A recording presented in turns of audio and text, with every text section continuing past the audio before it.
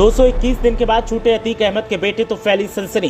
कड़ी सुरक्षा के बीच पिता की कब्र पर पहुंचे तो फूट फूट कर रोए। अतीक के बेटों ने पिता और चचा के साथ जो हुआ उसका वीडियो देखा तो चेहरा हो गया लाल। देखिए कैद से बाहर आने के बाद क्या कहा। बाहर आए अतीक के बेटों को अब इनके सुपुर्द किया गया। देखिए कहां रहेंगे और कौन करेगा देखभाल। पुलिस ने मामले में जो कहा उसने चौंकाया। अतीक का अंत तो हो गया लेकिन परिवार बिखर गया। किसी एक ही करतूत ने पूरा का पूरा खानदान तबाह कर दिया। अब 221 दिन बाद अतीक के बेटे जब बाल गृह से बाहर निकले तो सनसनी का माहौल बन गया।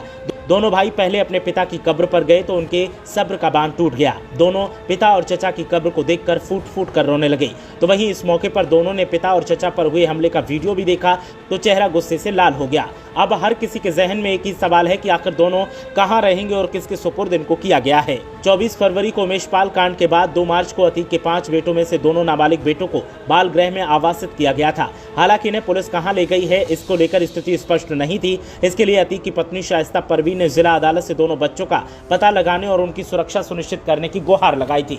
जवाब में धूमनगंज पुलिस ने कोर्ट को बताया था कि दोनों चकिया में लावारिस हालात में घूमते मिले थे जिन्हें बाल गृह में रखा गया है। नाबालिग एहजम 4 अक्टूबर को 18 साल का होते ही बालिग हो गया। इस बीच इनकी रिहाई का प्रकरण सुप्रीम कोर्ट तक पहुंच गया। सुप्रीम कोर्ट से रिपोर्ट मांगे जाने के बाद सोमवार को सुबह बाल कल्याण समिति की बैठक हुई। इसमें दोनों को छोड़े जाने का फैसला लिया गया।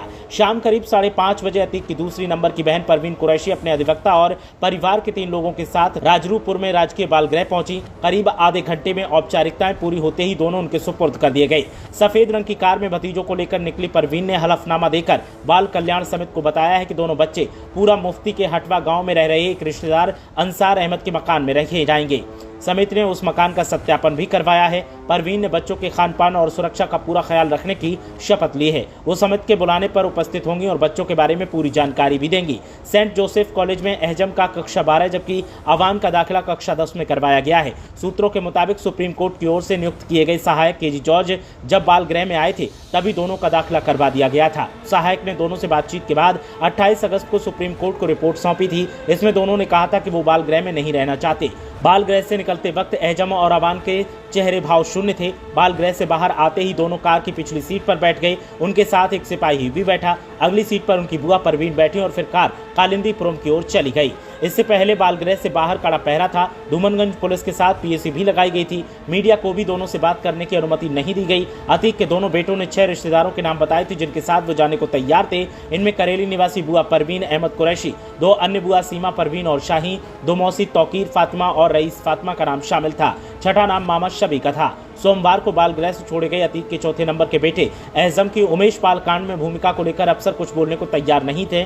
दरअसल अतीक के वकील रहे खान शौलत हनीफ ने बताया था कि अतीक, अशरफ, शाइस्ता और अन्य लोग आईफोन पर जिन फेस टाइम ऐप आईडी के जरिए बात करते थे उसे एहजम नहीं बनाया था। फिलहाल इस मामले में अधिकारी कुछ भी बोलने को तैयार नहीं। अतीक के 5 बेटों में से 2 उमर और अली जेल में हैं जबकि उमेशपाल कांड में शामिल तीसरे नंबर के बेटे असद को पुलिस मुठभेड़ में ढेर किया जा चुका है। अब दोनों बेटे बाहर आए हैं तो उन्हें कड़ी हिदायत देकर बुआ के साथ भेजा गया है और जब भी बुलाया जाए तो हाजिर होने के लिए भी सख्त हिदायत दी गई है। Bureau report.